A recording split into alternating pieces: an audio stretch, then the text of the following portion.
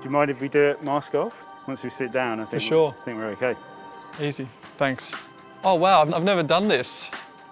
So it's quite cool, isn't it? So I can look at the camera, but I'm looking at you. This is some cool shit.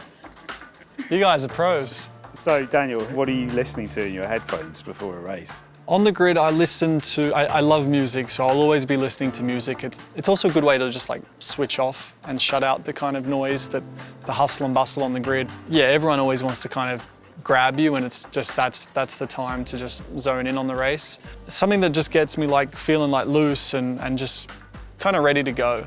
Like normally like hip-hop's a bit of a go-to because obviously there's a beat and like lyrically it's kind of filthy sometimes, and that's like the state of mind I like to be in, just want to be a bad person.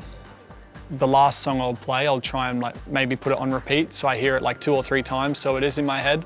So then like it lasts, you know, like the formation lap, I'm still kind of singing it. So then like when we're there on the grid ready to go, I've still got it, and then I'm ready for the first lap of the race, which is like the most intense, and that like first lap can make or break your race. So I definitely make a point to be as on as I can for that first 60 seconds really. Once the chaos of the first lap and like the field settles a little bit, then I'll normally take like 2 deep breaths, and then you set, and then it's like, all right, now just rhythm, and just try to like, yeah, establish like a race rhythm for yourself, and then start to also think, okay, how the tire's feeling, do I want to like be proactive on some switch changes and protect this, and yeah, it's a lot actually. When I talk it through, like it's a lot. No wonder why I'm freaking knackered after a race. There is a lot to do, but it's kind of also like how much you wish to do. Like if you're a driver that's maybe like in a way overthinks a lot and is maybe a little bit OCD, maybe you're changing settings like every corner. It's like, oh, I need that now. And now the tire's changing, so I need to do this. So you can kind of use the will to that extent, or you can just adapt through your driving a bit more and not worry about changing so much. Do you ever forget which button to press? I would say my record is pretty good. Like my memory of the wheel is pretty good. I don't forget too many things, but yeah, there is some times where I have to ask like, oh, can you repeat that, or whereabouts is that? And I guess that's what you get for changing teams, you know, in the last few years, quite a few times, so serves me right.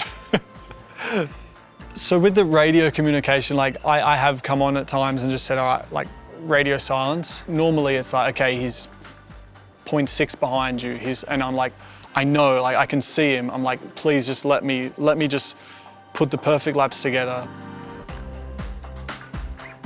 No lucky charms, no superstitions. That's all weakness. It's all signs of fear. I've never been into that. I get quite punchy with that stuff because I do. It's simply just a weakness, and it's another excuse for something to go wrong, and it's a way to like lack accountability for yourself. Like, oh, I didn't have a good race because I put that shoe on first. Oh, that's why. Like, no, that's not why. So it's yeah, not into that.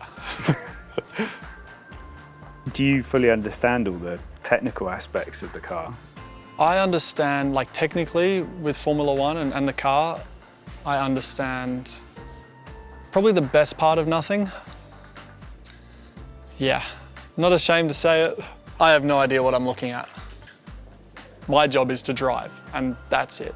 And so I then just put all my energy into that. So my friends give me a hard time because they know, like, if we're on the highway and our car breaks down, like, they've got a better chance at fixing the car than I do. So they're like, you drive the most sophisticated cars in the world, yet you know nothing. So kind of proud about that. It's good.